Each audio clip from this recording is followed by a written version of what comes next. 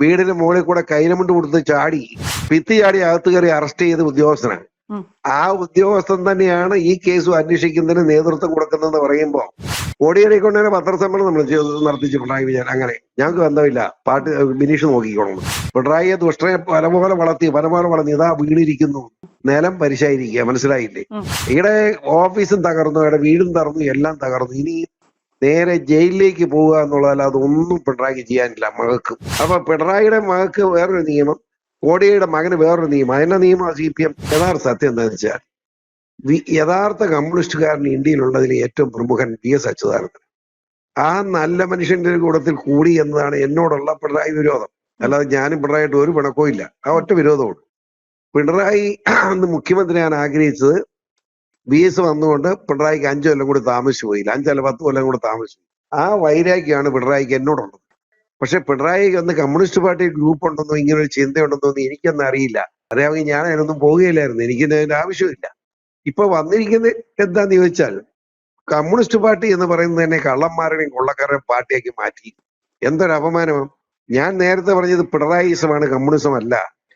ഇന്നിപ്പോ ഒരു ഉദാഹരണം, MP ഗോവിന്ദൻ കഴിഞ്ഞ ആഴ്ചയിലൊക്കെ ഓരോന്നോരോന്ന് ഈ പിണറായിയെ മകളെ ന്യായീകരിച്ച് നടന്നു. ഇന്നലെ എന്നാ പറഞ്ഞു എനിക്കറിയത്തില്ല, അവരോട് ചോദിച്ചോളാൻ. വീണു അടി കൊണ്ടുവന്നേക്ക് മനസ്സിലായി. ജനങ്ങളുടെ മുമ്പിൽ നിന്ന് ഈ കള്ളത്തരത്തിൽ നിന്ന് രക്ഷപ്പെടാൻ കഴിയാത്ത നിലയിലേക്ക് കമ്മ്യൂണിസ്റ്റ് പാർട്ടി എന്ന് പറഞ്ഞ പിണറായിയും കുടുംബവും വീണു എന്ന് ഗോവിന്ദന് മനസ്സിലായി. ഇനി ഗോവിന്ദൻ രക്ഷപ്പെടാൻ ഓടി രക്ഷപ്പെടുകില്ല, മാർഗമില്ലാത്തതുകൊണ്ടാണ് ഗോവിന്ദൻ ഇന്നലെ അത് പറഞ്ഞത്. നമുക്കറിയാം ഇപ്പൊ എന്താന്ന് ചോദിച്ചാൽ ഒരു കർണാടക കോടതിയിലോട്ട് പോയി. ഇത് ഈ ദുഷ്ടനെ പന പോലെ വളർത്തു എന്ന് പറയുന്നതിന് അർത്ഥം എന്താ? ദുഷ്ടൻ പന പോലെ വളരുന്ന പന ഒറ്റ ദിവസം കൊണ്ട് തകർന്ന് താഴെ വീഴുമെന്ന്. അതാണ് പിണറായിക്ക് ചേർന്നത്. പിണറായിയെ ദുഷ്ടനെ പന പോലെ വളർത്തി ഇതാ വീണിരിക്കുന്നു, നിലം പരിശായിരിക്കുക. മനസ്സിലായില്ലേ? കർണാടക കോടതിയിലോട്ട് പോകേണ്ട കാര്യം, കർണാടകത്തിൽ പോകേണ്ട കാര്യമില്ല. അവര് ഈ കേരള ഹൈക്കോടതി വളരെ സ്ട്രിക്റ്റ് ആയ തീരുമാനം വന്നപ്പോൾ രക്ഷപ്പെടാമെന്ന് വിചാരിച്ച് കോടികൾ കയ്യിലുണ്ടല്ലോ എന്ന് വിചാരിച്ച കർണാടകത്തിൽ ചെന്ന് അവിടെ ചെന്ന് ആ ജഡ്ജി അടിച്ചു വന്ന് ആറ്റിലൊഴുക്കി വിട്ടില്ലേ. കേരള ഹൈക്കോടതിയൊക്കെ സ്ട്രോങ് ഡിസിഷൻ അവിടെ നിന്ന് ഉണ്ടായത്, ഓടിച്ചു.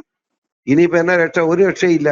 വേണമെങ്കിൽ അപ്പീൽ കൊടുത്ത് താമസിപ്പിക്കുക, അടുത്ത തെരഞ്ഞെടുപ്പ് കാലം വരെ താമസിപ്പിച്ചാലും ജനങ്ങളുടെ മുമ്പിൽ അയാൾ രക്ഷപ്പെടില്ല. നിയമസഭ എന്റെ കൈ പരിശുദ്ധമായ കൈയും വെച്ചോണ്ടിരുന്ന കർണാടകത്തെ കോടതി പോയി ഉത്തരം പറയണ്ടേ ഇവിടെ ഓഫീസും തകർന്നു, ഇവിടെ വീടും തകർന്നു, എല്ലാം തകർന്നു. ഇനി നേരെ ജയിലിലേക്ക് പോവുക എന്നുള്ളതല്ല, അതൊന്നും പിണറായിക്ക് ചെയ്യാനില്ല മകൾക്ക്. 1.72 കോടി രൂപ എന്തിനു മേടിച്ചു പറയണ്ടേ? വളരെ വ്യക്തമായിട്ട് ഓഡിറ്റ് റിപ്പോർട്ട് വന്നിരിക്കുക. അതിന് അത് ഒളിച്ചു വെക്കാനും പറ്റില്ല, മറയ്ക്കാനും പറ്റില്ല. DYFI എന്ന സംഘടനയുടെ FIO എന്ന സംഘടന അത് ഒരു വിട്ടുവീഴ്ചയില്ലാതെ കമ്മിറ്റിയാ.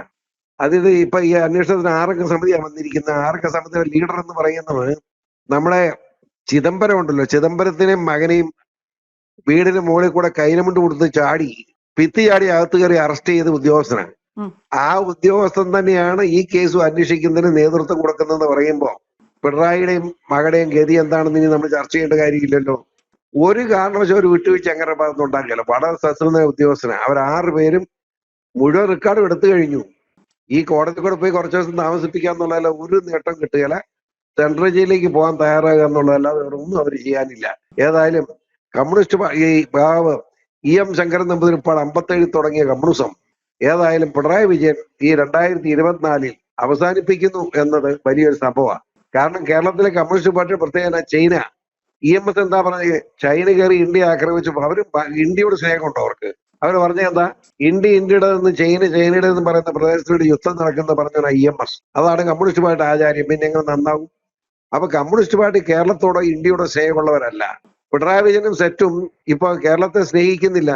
കേരളം കൊള്ളയടിക്കാൻ വേണ്ടി അധികാരത്തിൽ കയറുന്നതാണ്. ഇത് കേരളത്തിലെ പാവപ്പെട്ട ജനം മനസ്സിലാക്കി വരുന്നേ ഉള്ളൂ. ഇപ്പോഴെങ്കിലും അത് മനസ്സിലാകും എന്ന് ഞാൻ പ്രതീക്ഷിക്കാം. ഏതായാലും കോൺഗ്രസും കമ്മ്യൂണിസ്റ്റും ഒന്നായിട്ട് പോയിട്ടും ഈ കാര്യത്തിൽ രക്ഷ കിട്ടിയില്ല. ബഹുമാനപ്പെട്ട കോടതിയുടെ മുമ്പിൽ തകർന്നു.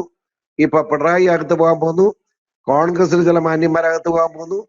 ആരൊക്കെ കൈക്കൂലി മേടിച്ചോണ്ടവനൊക്കെ അകത്ത് വരും. അത് കാണാനുള്ള ഭാഗ്യം കേരളത്തിൽ ജനങ്ങൾക്കുണ്ടാവും.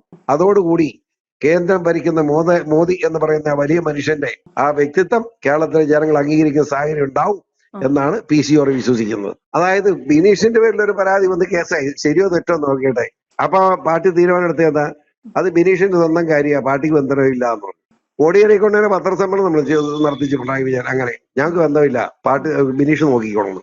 അങ്ങനെയെങ്കിൽ പിണറായിയുടെ മകളെ പറ്റി കേസും പഴക്കം വന്നപ്പോ എന്തുകൊണ്ടാ പാർട്ടി മകള് തീരുമാനിച്ചോണെന്ന് പറയാതെ അത് ഞാൻ ഏറ്റെടുത്തോളാം എന്ന് പറഞ്ഞ് പിണറായി വിജയൻ നിയമസഭയിലും പറഞ്ഞ് കേസ് കേട്ട് പോയത്? എന്തൊരു നാണക്കേടാ.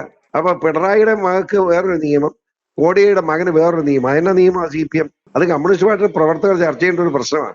ഇതൊക്കെ ഒന്നാമത് ചൈനീസ് പക്ഷപാതമാണ്. ചൈന ഇന്ത്യയെ സ്നേഹിക്കുന്ന ഒരു രാജ്യമല്ല. ആ ചൈനയുടെ കൂടത്ത് കൂടിക്കൊണ്ട് ഇന്ത്യ തകർന്നു. ഞാൻ ചോദിക്കട്ടെ, നമ്മുടെ ഈ കേരളത്തിലെ വികസനം മുഴുവൻ തകർത്തതാരാ? കുട്ടനാടില് അന്ന് കാളപൂട്ടുണ്ട്. കാളപൂട്ടിയ പാടങ്ങൾ മുഴുവൻ തീരുകയില്ലാത്തതുകൊണ്ട് ട്രാക്ടർ ഉണ്ടെന്ന്. ആ ട്രാക്ടർ അടിച്ചു പറിച്ച് ഒരിക്കലും ട്രാക്ടർ അനുവദിച്ചില്ല. ഇവിടെ കൃഷി ചെയ്യേണ്ട, പാടത്ത് കൃഷി ചെയ്യണമെങ്കിൽ കാള പൂട്ടിയാൽ മതി എന്ന് വഴക്കുണ്ടാക്കിയ മരയന്മാര്. നമ്മുടെ സെക്രട്ടേറിയറ്റിലെ ജോലി ഭാരം കുറയ്ക്കാൻ വേണ്ടി കമ്പ്യൂട്ടർ കൊടുക്കും. ആ കമ്പ്യൂട്ടർ അടിച്ചു തരത്തില്ല. കമ്പ്യൂട്ടർ ഒന്നും ഇവിടെ പറ്റുക, കേരളത്തിൽ കമ്പ്യൂട്ടർ വേണ്ടെന്നാ പറയും. ഇപ്പൊ ഇതെല്ലാം കൊള്ളാമെന്ന് പറയാൻ തുടങ്ങി. അങ്ങനെ ഗുണമുണ്ട്, ഒരു മാറ്റം എന്നാലോചിച്ച്. ഈ കമ്മ്യൂണിസ്റ്റ് പാർട്ടി എന്ന് പറയുന്നത് ഈ രാജ്യത്തിന്റെ അപകടമാണ്. കേരളത്തെ തകർത്തു. ഇന്ത്യയിലെ മറ്റ് സംസ്ഥാനങ്ങൾ, അക്ഷരാഭ്യാസം ഇല്ലാത്ത സംസ്ഥാനങ്ങൾ പോലും നമ്മുടെ മുകളിലായി. നമ്മള് 4,50,000 കോടി രൂപ കടമായിട്ട് ഇങ്ങനെ വഴി കിടന്ന് നടക്കുക. എന്തൊരു കഷ്ടകാലം ഇത്. ഇതിന് പരിഹാരം ഉണ്ടാക്കണം. ഈ കപട രാഷ്ട്രീയക്കാരെ മുഴുവൻ അടിച്ചു പുറത്താക്കണം. ഇവിടുത്തെ LDF UDF കണക്കായി മാറിയിരിക്കുന്നു. ആ കാര്യം LDF UDF പ്രവർത്തകർ മനസ്സിലാക്കി ശരിയോടൊപ്പം നിൽക്കാൻ അവർ തയ്യാറാകണമെന്നാണ് എന്റെ അഭ്യർത്ഥന.